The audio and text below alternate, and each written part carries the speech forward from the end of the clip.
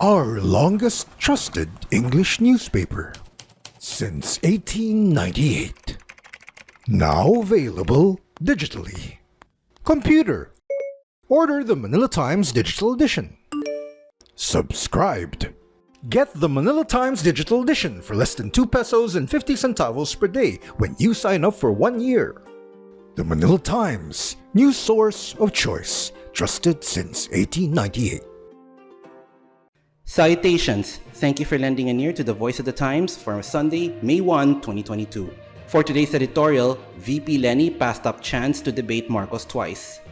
If Vice President Maria Leonor Leni Robredo really wanted to debate former Senator Ferdinand Bongbong Marcos Jr., she could have done so months ago, but she decided not to participate in the face-to-face event that was organized by Sunshine Media Network Incorporated in partnership with the Manila Times on February 14 and March 26. Mr. Marcos was there for both, and so were Leodegario Caliodi de Guzman, Norberto Gonzales, and Ernesto Abella. Dr. Jose Montemayor missed the first event but was there for the second one. SMNI officials said the Vice President's team was coordinating with them, even discussing the format and other event details beforehand. The communication went back and forth, giving the network the impression that Robredo would attend in February. But on the eve of the debate, her camp announced that the Vice President would skip it instead, citing a scheduling conflict.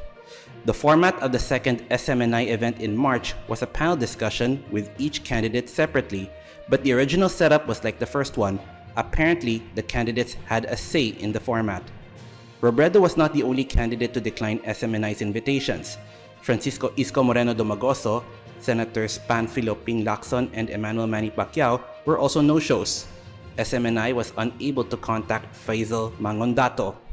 Skipping both events was of course every candidate's prerogative, but it was puzzling and frankly off-putting for Robredo to criticize a rival for doing what she did twice.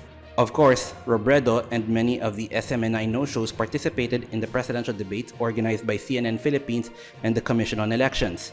In the first CNN debate in late February, the Vice President was asked about the importance of attending debates.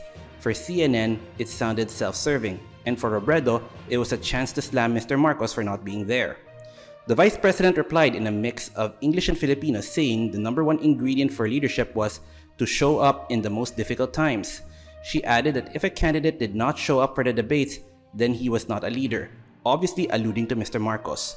By her own standards though, Robredo failed her own leadership test twice. Fortunately for the Vice President, attending debates is actually more about political strategy, rather than leadership ability or even, as she also suggested, a measure of character. Local candidates rarely shy away from the public. Political bets, in fact, hog the media spotlight throughout the election season.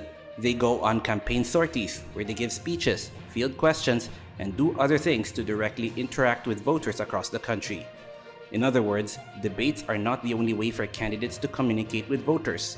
Besides, Robredo either ignores or forgets that she and Marcos were in other media events together, including the series of interviews conducted by the radio network DZRH, also in partnership with this newspaper.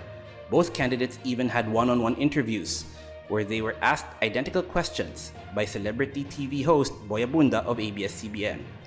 Recently, Robredo said she would not attend the next COMELEC debate on May 2. That seems sensible, given that the other candidates behind her in the surveys have ramped up their attacks. Marcos announced that he would also skip that COMELEC event, and not surprisingly, he quickly shot down Mrs. Robredo's campaign to debate just her. With a little over a week before Election Day, Mr. Marcos holds a commanding lead over all candidates for president. Because of that, he has nothing to gain from the debates now. He would only risk losing something, and denying an opponent to score points at his expense is simply a strategy, not a measure of leadership or courage.